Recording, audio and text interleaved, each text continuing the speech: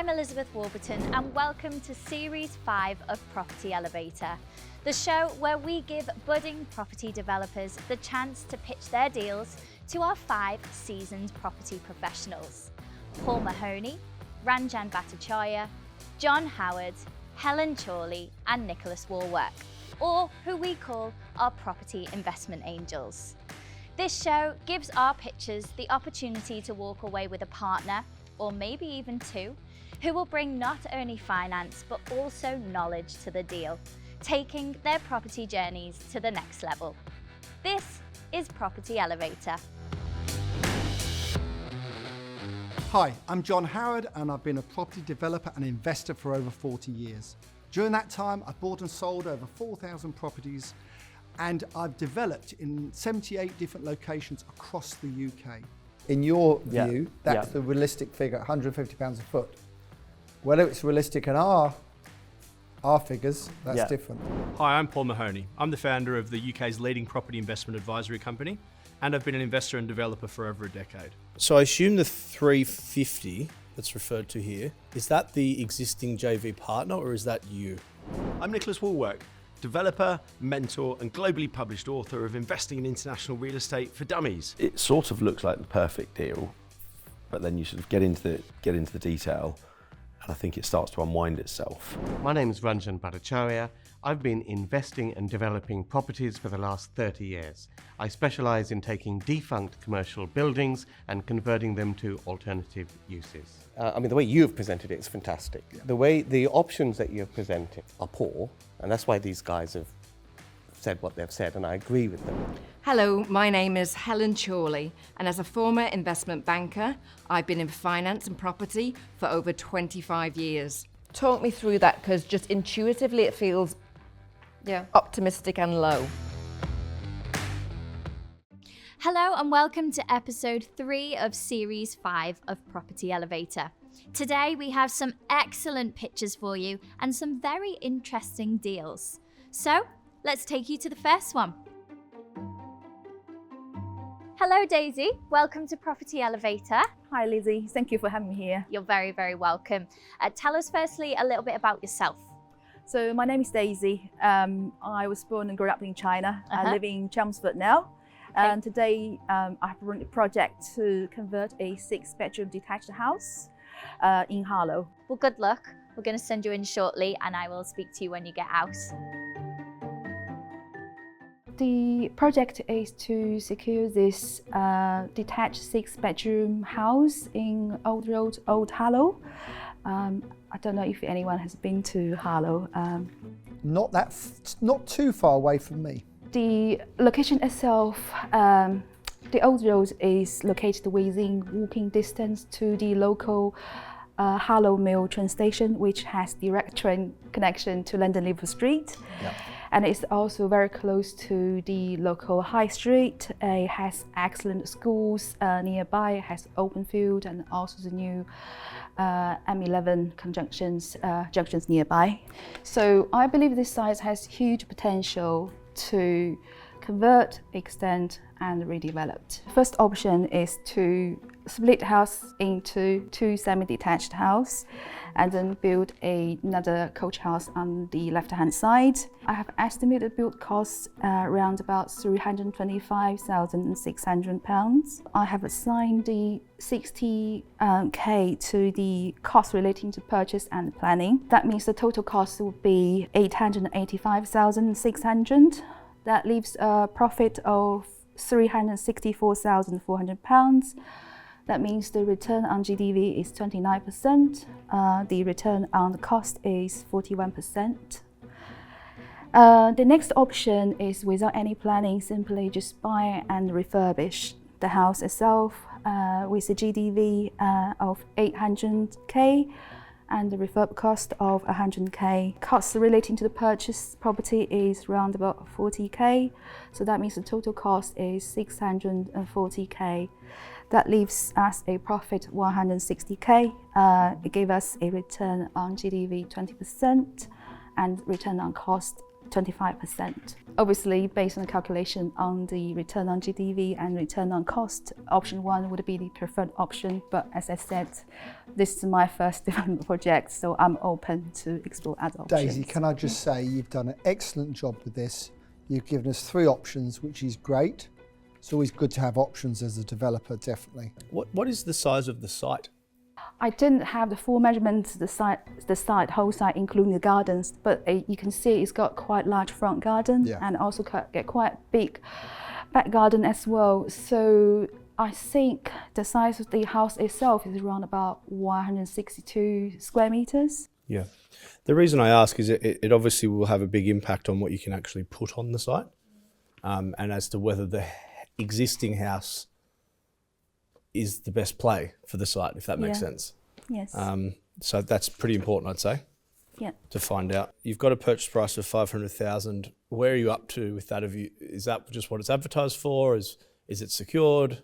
It's not been secured. So this property went live on Rightmove website on the Friday before last week. And it will be listed, as far as I understand, it will be listed for 2 weeks because the local council is selling it. So the council want everybody to put their best and final offer by midday next Monday. Okay. So assume that means that you can't buy it subject to planning. I wouldn't have thought I would seriously doubt I it. expect, but the good news for you is all 5 angels are capable of doing that for you. Yes. So that's fine. And you've got the 3 options, and you say your preferred option is option 1. Why is that? Basic that gave the best return on GDV and return on the cost. It did on a nominal value, but I think what you failed to factor in is the time. So the headline numbers are best, but let's round it up and make the numbers easy. If that takes you 2 years, you've got to halve. I mean, it's not exactly how you work it out, but for ease, let's say. So actually, your return on GDV isn't 29, it's 14.5, and your return on cost is 20.5 instead of 41 if it's going to take you 2 years. So actually, it's the least profitable option.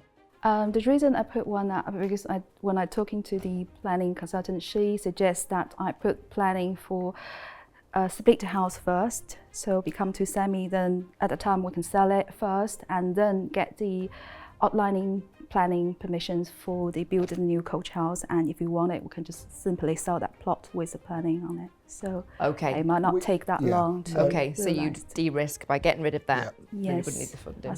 John style. I think, I mean, I think the presentation of these deals, how you set the deal up in the first place, and we've said this on other episodes, is that it's very important to set the deal up, because if you set it up right in the first place, you can make the margins that much better, can't you, sometimes? And you've got the opportunity to do that here. So you've got a planning consultant, which is great. Yep, you've used a planning consultant, and their advice is to go and get planning to split the house into 2 first. Yes. And then go back and get the coach house. Yes.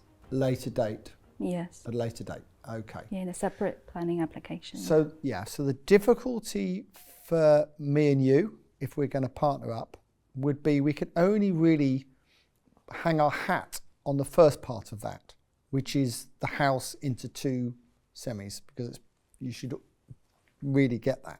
Yeah. So that would be my problem at the moment, is the fact that actually we can only really get the first part of that guaranteed, if you like, not both parts. Just a quick question. That's still not guaranteed, though. What are the semis still worth planning up? You should be right. In my GDV calculation, I calculate use the 450 for one. 450 each. Yeah, 450 each. So the coach house is. That's 350. Yeah, okay. Yes. I tend to agree with Helen. Option 2 seems the better. I mean, option, to me, if that's true. Well, to me, it's option 2, but then just put in planning for the coach house. You've got less planning problems. There's only 1 extra planning unit on site, parking, You know bin what, stores. Nicholas? That's why you sit there. Yeah. Because that actually is another option, and maybe a slightly better one. Thank you for that, in case I make an offer. And if it is a good option, what is the planning use class of that building? You said it's emergency accommodation. Is it still C3 planning class, like a single residential, or is it an HMO? Is it a sui generis class? I think it's a residential. So it's a C3 residential. Yes. Yeah. Yes. So it's a single family home at the moment. Yeah. So a light refurbishment, even if you spent 100 grand on it and did it in 3 or 4 months, there's money to be made. You're taking a punt then on you when you get the coach house. Get the coach house or not, yeah. But at least you get your money back and hopefully make your money on the single house. Yeah. How confident are you in the 800 value? I assume you've done some research, spoken to Yes, agents. I did talk to the agent, and that was the estimate price he told me. And I did look on the Rightmove for the nearby property for the 6-bedroom detached house. And is that the house with the large plot, or is that just the house? Would you potentially be able to split that and still get 800 for it, or not? I think it'll be difficult. I would imagine anyone want to buy a detached 6-bedroom house would want a bit land, the gardens, whereas on the side. I would agree with that to a point, Daisy. I would say it's not Harlow, Ranjan. This is Old Harlow, okay, which is much better than Harlow. So this is a good area, really good area, and not to be misinterpreted with Harlow itself. So that has to be borne in mind, and property is expensive there. In which case, a thought that's been bubbling on my mind, I think the 100k refurbishment cost is exceptionally light, because if this is, we've actually bought these sort of short-term accommodations off councils, and they have commercial grade interiors, and they look an absolute mess, and to make that into a family house, you're talking about everything out, and just an £800,000 house will need a certain price spent on the kitchen alone. So I think that element is light for that sort of luxury area. But the one thing I would say with the councils, when you buy property off councils, Daisy, most of them are in good condition externally. They look after them. Yes. So, externally you might be okay. Internally, yes. But it's 1,600 square feet or something. It's not huge. I've just done one almost exactly the same size. 1,800. Almost exactly 100 You would have grand. done, And wouldn't we you? put granite in the kitchen and knocked down a wall, took the dining room What did you kitchen, spend made it on bigger. that? Literally 100 grand within a couple of grand. There you go. Spot on, Daisy. I think Well done. I think she's spot on with that size. Say one Don't thing? listen to Ranjan. You're spot on.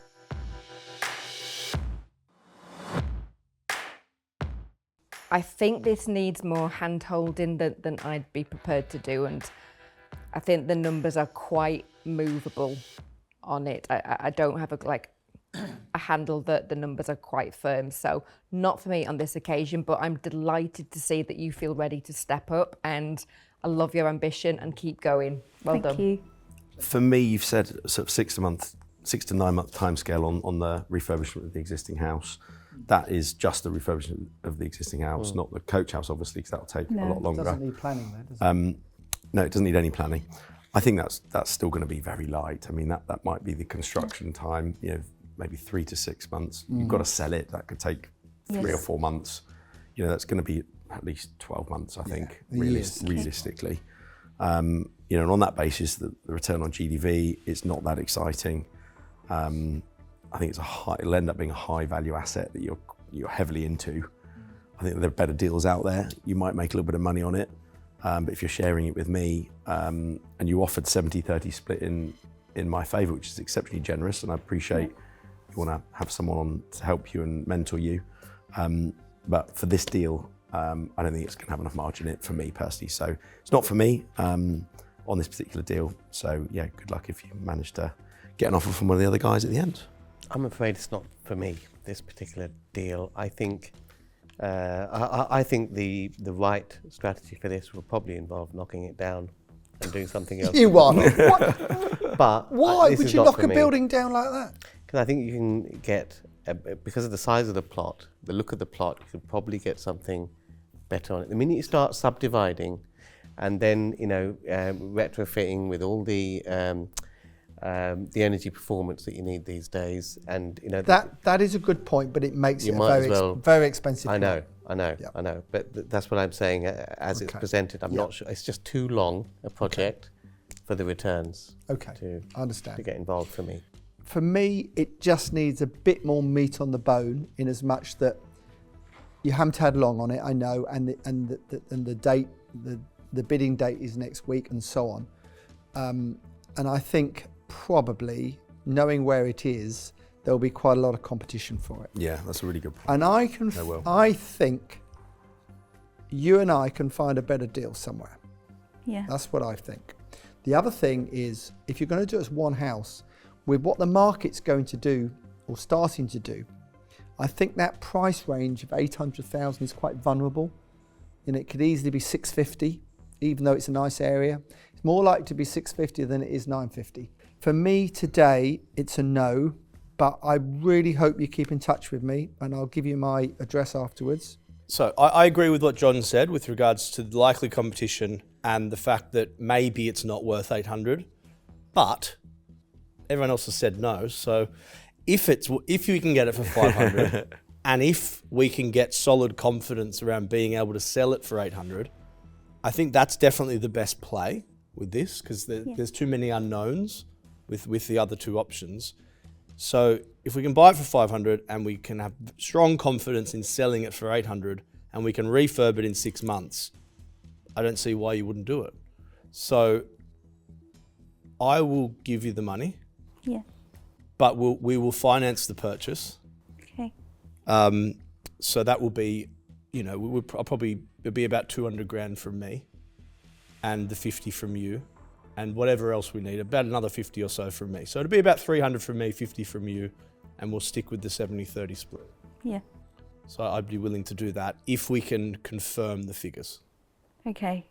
You see, the Series 5's glasses have made him really smart. I think he was pretty smart before, to be fair. He was. He's just upped it a level. Yeah. I think Nicholas is looking a bit peeved now, if you don't mind me saying. Anyway, it's an old-fashioned word. You probably don't know what it means, Nicholas. So, No. Daisy, you've had an Well offer. done. You need to have a very quick think about it and see whether you want to accept it or not. Of course, come to here, to present is great, but I think the main purpose for me to come here is really to get to know you, the angels, and to get connections, to learn. And I think if I'm going to learn, I wanted to learn from the best people. So, of course, it's a yes. Well done. Well done. Well done, Daisy. Very good. Well done. I feel like Paul should have used Nick's normal line. The other angels have missed a trick. Well, look, if those figures stack up, which maybe they don't, but if they do, and I can get 120 grand back on my 250 grand investment within 6 months, That's a nice little deal. Yeah. that'd be pretty nice, I think. Well, what I would say, for the, Daisy's coming here. It's not easy. It's her first development.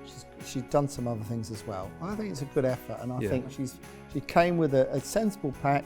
And now the other thing was the print was large enough that I could read without glasses, and that goes a long way. So I really like her. I think she's got great potential as a developer. What do you think, Ranjan? She's finding some deals. I mean, she's looking at things on tender. She's getting some off-market stuff, and that's all is the key piece, isn't she's it? quietly modest and just under the radar, getting on with it, not shouting about it. The timing's the key, though. And to do that in 6 Absolutely. months would be a struggle for anyone, but Paul can probably sell that off plan, which makes that realistic.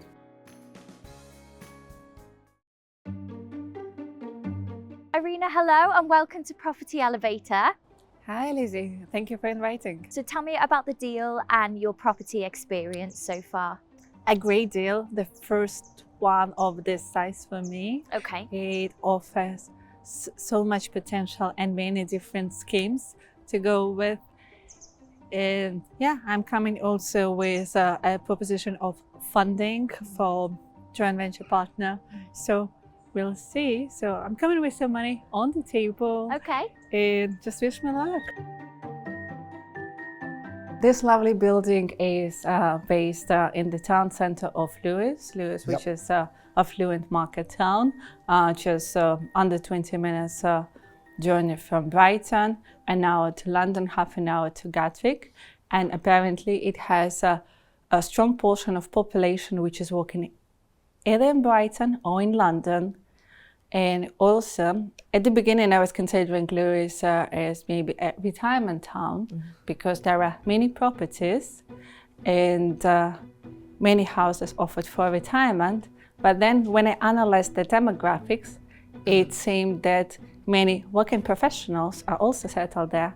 And a strong portion of people who are working for civil services in London, they reside there, or academics who working in Brighton at the universities of Brighton or Sussex, they live in Lewes as well. So maybe when they prefer quieter settings and better value for money, which Yeah, it's a little Lewes bit can cheaper than offer. Brighton. Yeah. And also for the standard of living, it seems to be higher. So as for this property, it's purpose-built in 1990, ex-NHS. So when I was looking at as a deal as whole, so it's Class E, but it's not a permitted development. So it's not Class MA because it's over 2,000 square meters. It's not ZA because it's built in 1990s. And there is so much to do with this building as it is, instead of knocking it down. So then it would be full planning. As for full planning, I was looking what we can do as it's conservation area. Often there is limitation as what you can do with ground floor. However, first of all, it's off the main street, of the high street. Also, I looked at all the planning applications nearby, and just adjoining property got permission to convert the entire building, including ground floor. They did it on prior approval, but still, even with PD, we would normally look at ground floor in conservation area, whether they would allow or not. Seems the council is looking favorably at this. So what we're saying here is that it's an office building. It's not PD, a permitted development, because it's too large. It's been on the market. Sometimes you have to prove it's been on the market for so long before you can then have a favourable residential permission put on it. It's been on the market for over a year, commercially, without finding a tenant or a buyer. How much is the property? 5 million is the asking price. 5 million is the asking. Okay. And most likely the vendor wouldn't accept anything below that figure. Do we know who the vendor is? In terms of, is it a commercial company or? No, he's overseas. What's the build costs on the site? And what's the size of it? What's the total square footage? Yeah, 22,000. 22. And the build cost then to build this out to, is it 30 flats, I think you said in the pack? The build cost, I can say that at 1.6. What's the investment you're looking for from us? It would vary. So I was looking at few different options, as I said. I think we need to be slightly concise. Yeah. In not taking too long to go through that, but if you can do it quickly. Of course, I can. So the simplest one would be just a quick in and out, convert within existing envelope, don't touch the structure. Second one, which is a bit better, to convert the rear undercroft parking to infill. So it's around 300 square meters at the rear, but it allows much better layout of the ground floor, where we could put a little bit of garden and actually sell it as more premium accommodation, because otherwise the units on the back would be facing parking, which is not the nicest. So these two schemes are outlined in details. The further potential the site offers, like when completing, to split up the title, because there is external parking as well, which could be developed. How much parking is there externally? How many parking spaces? In total, 64 parking spaces. Good. Including the undercroft, or? Yes, all of them. And if Would the infill of the parking, would the infill of the parking take parking spaces away? Yes. How many would it lose for doing that? 24 parking spaces. 24, so we'd be left with still 40.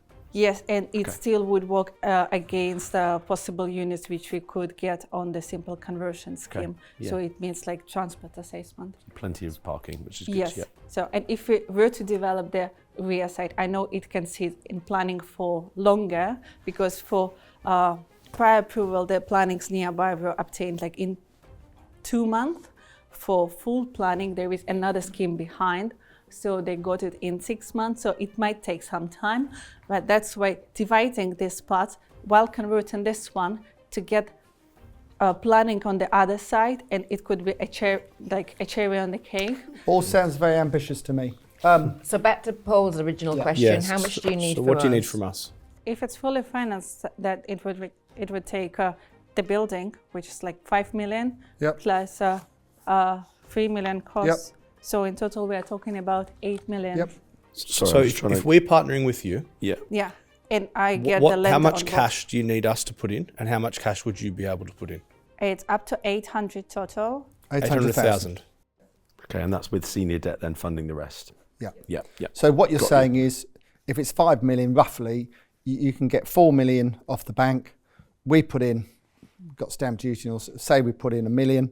Yeah, we're putting in 1 million, and the bank are going to do all the build costs basically at 1% per month.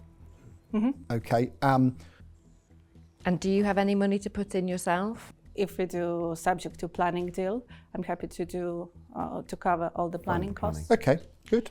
What is the buying process? Is this on sale through an agent? Yeah. Is it a competitive bid? Is there a deadline? Yes, competitive bid. They're happy to do subject to or unconditional, but not below 5 million. I doubt you'll get the funding for this without, an experienced partner, which is what you've got here. First of all, on the whole scheme, because it's too big a scheme for someone, with all due respect, with not a lot of experience to do. The second thing is, I can pick up the phone and borrow the money without it having planning because of my experience, and so can the others here. But it's very hard to borrow money on a scheme like this without having planning. Now you can buy it subject to planning, which obviously is really good news, and that's obviously the route ideally to go down, because it gives you more time to get it and de-risks it and so on. So that's really the only, for me, that would be the only option really. It is interesting that the agents have said to you that they will entertain that sort of offer. Yeah. Because this is not eligible for PD, and within that bidding time frame, it's very hard to get all the professional advice to figure out. Because I guess if you're bidding for this property, have you been to a planning consultant to get a proper feasibility report done on the viability of getting planning for this?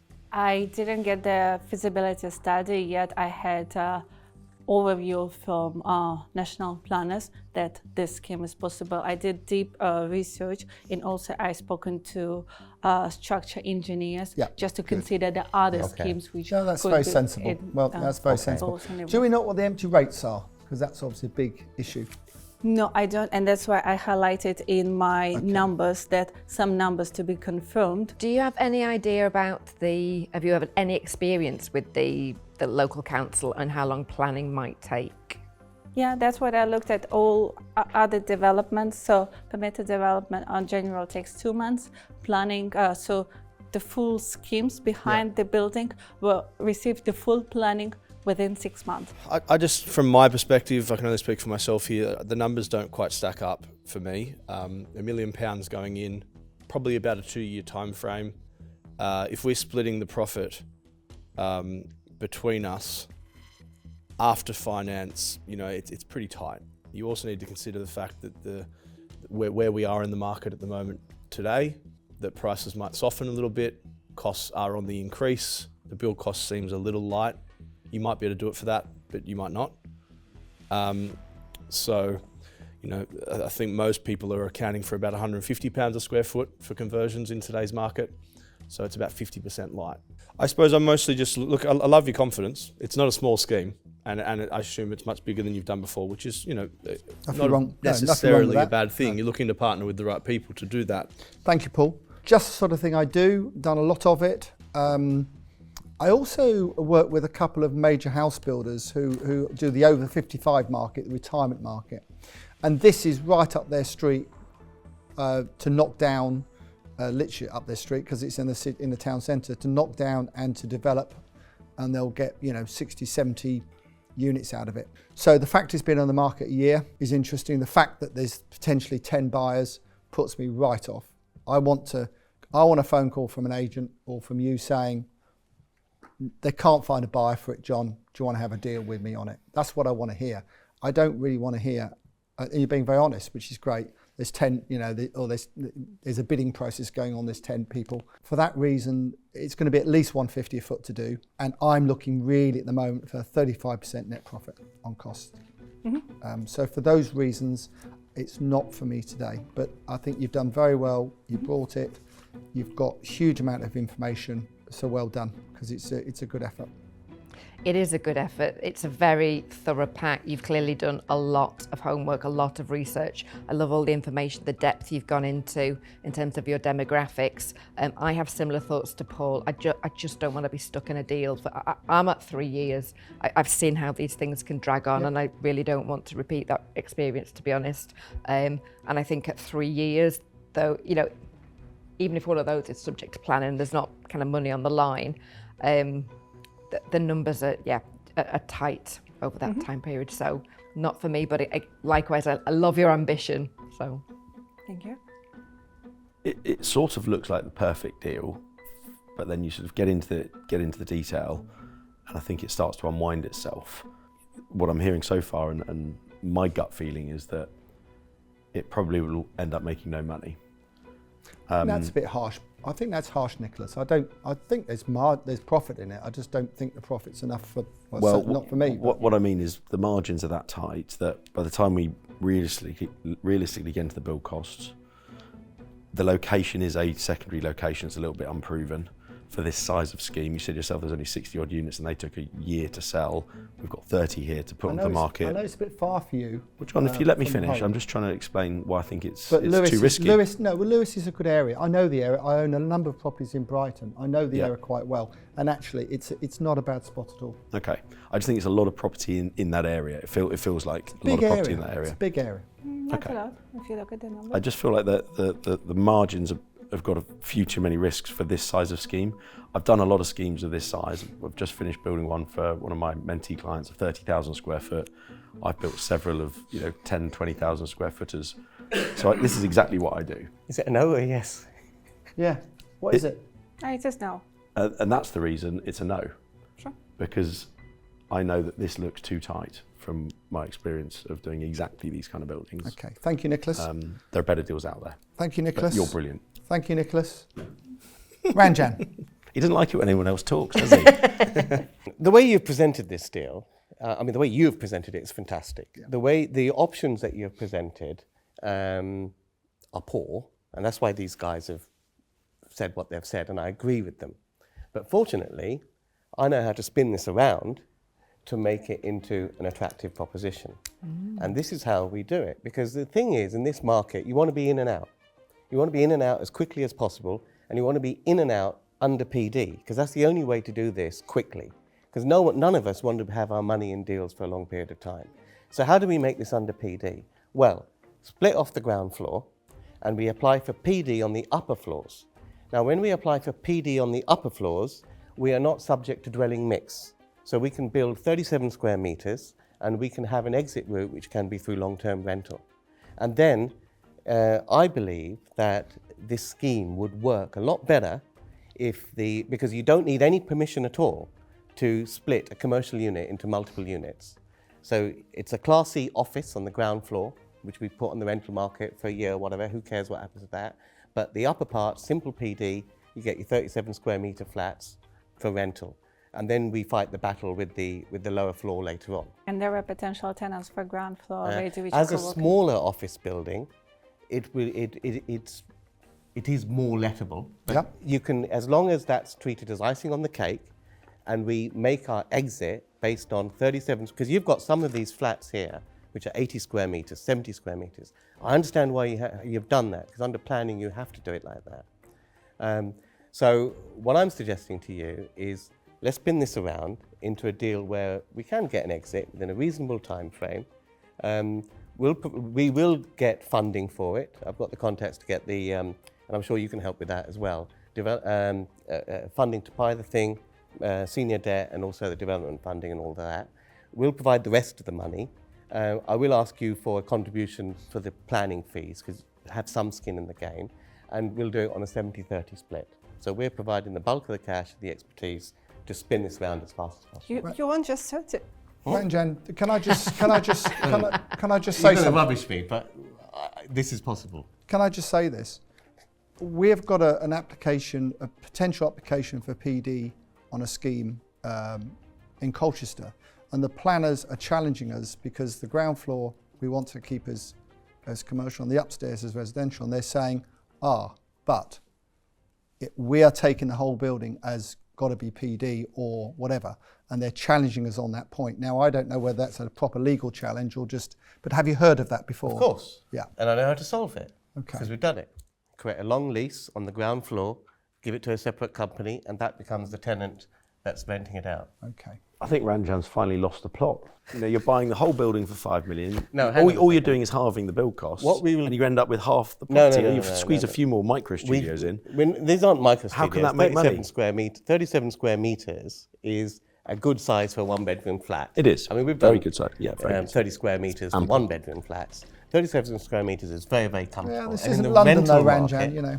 No, but the rental market in these towns are very good. And when you've got a number of units all in one block, they're a lot more easier to manage. So, it looks like you've got an offer. Congratulations. You don't obviously have to take it or anything. It's up to you what you want to do. Have a very quick think about it and decide, please. Go, seems like a deal. Fantastic. Congratulations. Well done. Very well done indeed. Smart thinking, Ranjan. Well done. That's good, actually. Rental is the way. So, Arina, how did you get on? Reasonable no's Okay. from 4 judges. Okay, but one Which yes from leaves one. a hope for 1, yes. Ranjan said yes. Excellent. He said yes to 37 too. Very good, me 30, him 70. Okay, so quite a high split there. Yeah, could be equal or, but I think first I came with open mind, and secondly, I came, as you know, not for money per se, but I came for an expert who could help me learn and move on this journey much faster. Yeah. And I think with Ranjan, we could get way more from this deal, which otherwise I wouldn't be able to even pull that deal off. And I think it's amazing. Honestly, I was real. You see, I'm still a bit fried, but it was lots of tension and finally resolution. I could be completely wrong, but I think in an area like this, one beds are going to be 60 square metres. Well, we've got a number of flats in Brighton, and the market is really, you know, everywhere the rental market's good, but certainly Brighton, Lewis is very good. There's 2 universities quite close to this, that, you know, it's not that far from Brighton. So I think you've actually outthought Nicholas, which is unusual because Nicholas normally outthinks everyone. It's taken me a few series. But actually I've been training him for 5 series. Nicholas is really cross with you. I personally are quite relaxed about the whole situation. I see what you're saying. It is a challenge, and I don't want to get into battles with councils. You know, that's the one thing I've got enough to do without having more battles. I know you enjoy it, and you're brilliant at it. I don't. You are brilliant at it, Ranjan. I have to admit. It's tick boxes, because the minute you make a physical separation, you also put it in separate ownership, and you create 2 business rates band for the separate premises. You've ticked all their boxes. Yeah, got it. Yeah, that's it. Yeah. You know, I don't want battles. I genuinely hope those numbers can work, because it's a very clever way of dealing with that building. That was hard for you to say, wasn't it, Nick? It was, with gritted teeth.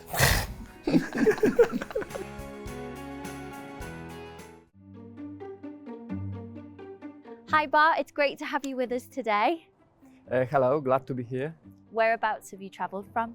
Doncaster. Okay, so quite far up north. Yeah, like 2 hours maybe. So what have you brought for our angels today then? It's 2-bed terrace house with a shop on the ground floor. Yeah. Which I'm planning to convert into 5-bed all-en-suite HMO. That's in Barnsley. Nice. Okay. And what's the tenant type going to be for it? Professionals, young professionals use. probably. Okay, yeah. great. So, and how much investment are you after today? I'm after 165,000 pounds. Okay, excellent. Is there anyone in particular that you would like to work with from our angels? No. No? No Happy with preference. anyone? Happy with anyone, so. Okay, great. Well, we're going to send you in now. Yeah. Look forward to speaking to you when you get out. Can't wait for it, yeah. Good luck. Thank you. So the deal is 2-bed terrace house with the shop on the ground floor. I secured it for 79,000. It's like 21% below market value. I negotiated 21k already. And refurb cost in terms of what I'm asking for is 165,000 pounds, all the money, and that's including 79,000 purchase, 80,000 refurb. I also put SDLT on it, but I think it might be refundable because of the mixed use shop on the ground floor. So I'm asking for all the money, and I'm expecting 60-40 split. to my favour. In your favour? Yeah. Interesting. Okay. So a 60-40 split in your favour, just so we know that's right. Yeah. So we all understand that. Yeah. Okay. And in terms of the management, I will be, it's completely hands-off for you. So basically, I provide the deal. Yes. I provide the knowledge. I provide the refurbishment, project management, and then you don't have to be worried about the lettings. I know some of you not fancy about the HMOs. Me too, me either, but I'm in the position when I want to increase my cash flow now, so that's why, and I haven't got enough time to bring, which I really want to do. I haven't got enough time to bring you commercial to residential. Yeah, no, I'm just interested in the refurbishment costs. How much have you got aside for that, please? It's contingency like 10,000. I think we're gonna do it in 70,000, and the reason why I'm confident with it is my knowledge of local contractors, and it's my so many of my friends, they doing same thing, and they run project management. For example, you've got the contacts part, is what you're saying. Yeah, so my colleague did it for 66. Yeah, okay, so we're talking £70,000 to refurbish the 2-bedroom house and the shop. Yeah. Are you leaving the shop as a shop, or is that going to become residential as well? That will become residential. Okay. It's floor does plan. that need change of use on that? I have spoken with my architect, and it's all done basically. Okay. We had like pre-planning for 2 flats. That's what I wanted to do. I wanted to get into commercial commercial conversion, and I wanted to start with small. I know that I didn't want to bring it with you because that will be like maybe 20,000 left into the deal, which I think it won't be attractive for you. Can I just explore the planning advice that you've had? Because you spoke to the architect, you've looked at a scheme with 2 flats. What advice have you had regarding converting this to an HMO? And in terms of the HMO, we need to go through full planning. Have you had any advice on the likelihood of getting, I know it's under 6 rooms that you're creating, but because it's mixed use, you still have to go through full planning. Yes. Because it's mixed use. But have you had any input on the likelihood of you getting that, with all the neighbours being consulted and all of that jazz in that area? Because it starts to take into account parking. To be honest, haven't got time yet. Basically, the architect changed the plans like 2 years back for 5-bedroom all in suite. So we haven't got time. But in feeling of his confidence, we should get planning for HMO. Just a question about the value. I hate the term below market value, but that's not your fault. How have you determined that this is 21% below market value? Basically, what's it being compared to? Guide price for it was I think 120. Then they dropped, and then I also negotiated like 21,000, and that was the that's the price for. Yes, but you say 21%. So 21% below the original 120. Is that what we're saying? Yeah, but if in terms of the asking price, the houses on the road, they're much smaller and they're being sold for similar price. So, but are they of the same standard as it currently is, or are they the finished version? Yes, I know what you mean. About maybe better, but much smaller. So in terms of its corner plot, you can see the building is much larger. One of the issues I see is that you've got the post refurbishment value at 231,000. So that's based on the income, isn't it? The commercial based valuation. on the income and yield. Yeah, absolutely. And as much as that's great, valuers always look at, especially for small HMOs, that's 6 beds or less under the C4 planning cast. You really struggle to get the commercial value on them. It is possible. I think there's 1, maybe 2 lenders in the market that are still doing it. The broker as well, and he said we might get the commercial valuation for 5 beds on a suite. For a 5-bed, it's really hard. 6 bed, which is the biggest of the small HMOs, up to 6 beds, just about doable with 1 or 2 lenders. With 5, it's even harder. And then in a slightly lower value area, compared to somewhere down the southeast, for example, it's even harder because the capital values tend to not increase as much. So they're going to look at the bricks and mortar value of this compared to the ones in the street. So just sort of leaning on from Paul's point, really, about establishing what the end value is here. Yes. The value is going to see stuff in the same street, albeit smaller, for about 120,000, 110, 120,000. 130 for the same size. No, smaller. I don't know what's smaller. wrong with you guys today. Bart has said that the houses next door and beyond are smaller. Yes. This is a bigger property. It's got a 1-room shop. I think we're over sort of No, I get that, John. I get Begging that. the job on. But He's just going to end up with a bigger. He's going to end up with a 5-bedroom house. But we're questioning, where Nick's going is we're questioning whether I don't know where Nick's going. the commercial value if is it fails, yeah. appropriate. Can stack up. And I'm with Nick. I'm not sure it does. No, Nick's got a very important could get point. down valued. Because you need to keep Yeah. in mind, 80 grand purchase, 80 grand reno, 160 spent on it. Yep. Is it worth 160? Yeah. That's the question. Yeah. That's I know. absolutely right. Is it Paul. worth That's- 160 or What is 180? the bricks and mortar value when it's vacant, as a vacant Yes, property? Can I just pick you up, Bart, on the fact that you want 60% of this deal, and poor Ranjan's only going to get 40%, or anyone else along the line here, including me. What's your thinking about? What's your thinking on that? Because we're the ones putting all the money in.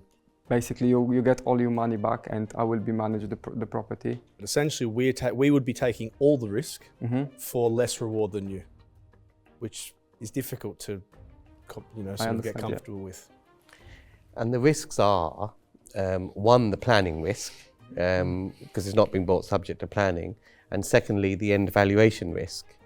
As opposed to, if we wanted to do this, maybe paying 2% to a sourcer and maybe 18% to a manager after that, and putting all our money into to do this sort of deal. So it does seem a bit of a strange breakdown. The thing I don't like about smaller properties like this that need work is something that goes wrong has a much bigger impact. I'm sure Ranjan said this to me at one point. Most of what he does is in London. So average property prices of 500 grand. If a 40 grand cost pops up, that's okay. If a 40 grand cost pops up on this, that's not okay. So I can it's higher risk because it's lower value. I can secure the refurbishment costs with JCT contract. Yes, but you don't know what's going to go wrong. So that will go from my pocket then. Yeah. So for those reasons, it's not for me. Okay. Who would like to go next? I mean, for very similar reasons, and because we're not sure about the commercial value, I'm just looking for kind of certainty in the deals that I do, so it's not for me today, thank you. All right, thank you. I like two things about you. One is the fact that you've taken a picture of their living room, which looks just like John's living room. And secondly, you've worn a suit that complements Ranjan's vintage retro suit. Yeah, So it does. I like both of those things. What I don't like is the risk in this deal. If it was a house with C3 planning that had permitted development rights to a 5-bed HMO, you might have had us interested because it would have been a simpler refurb, no planning risk, no time delay risk, and you're straight in with a quick flip. For today, it's a no. I think that process is going to cost you 5 to 10 grand to get that, and I think the numbers are tight anyway. My biggest other concern, by the way, is that commercial valuation. Yes. Yeah. The bricks and mortar valuation will be too far off the commercial valuation. Yes. That you can overcome that sometimes, but if it gets downvalued to somewhere in the middle, which happens 2 out of 3 times, then we don't get our money back. Yeah, So I had same feeling, and basically, as I mentioned, I wanted to bring you a bigger deal, but have a good time. And at that time, I had only that deal. You can only fair. bring what you But have. you can only bring what you can find. Yeah, Bart. Yeah, no, I for me, it's understand. easy Okay. to find bigger So- properties. I'd love to Because speak that's to you again if you find some better deals, but Yeah. for today, it's a no from me. Okay. Ranjan? My thoughts are, I'm not going to repeat what the other guys have said because I agree with them, but my advice to you would be to revisit making these multiple independent flats, because you're more likely you will get the end valuation then. The problem with going for a 5-bedroom house, if any buyer was looking for a 5-bedroom house, they've got 5-bedroom detached and all of this to look at. They would not look at that as a family house. That's the comparable issue. So you tend to find it's better to overcome the valuation issue to do independent flats. So I'd look at that as a route, because I think you've got the wrong strategy for this building for me. So Bart, I'm the last one, obviously, to give you my decision. My decision is today, the first bit of advice I'd give you is don't come in 60-40 in your favour. I would always, if you're doing a joint venture with someone, I would always start at 50-50, because that just gets people's backs up a little bit. And secondly, from my point of view, and probably some of the other angels, a bigger deal, something we can get our teeth into, which is less risk in terms of planning. And I'm sure if you brought another deal to us, you'll get a better positive response. But for today, it's no. But thank you for coming. Thank you.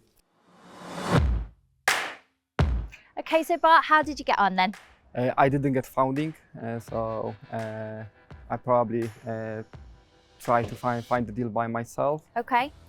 With Bridge maybe, or with the other investor. Okay. How was the experience in general? Did you still really enjoy it?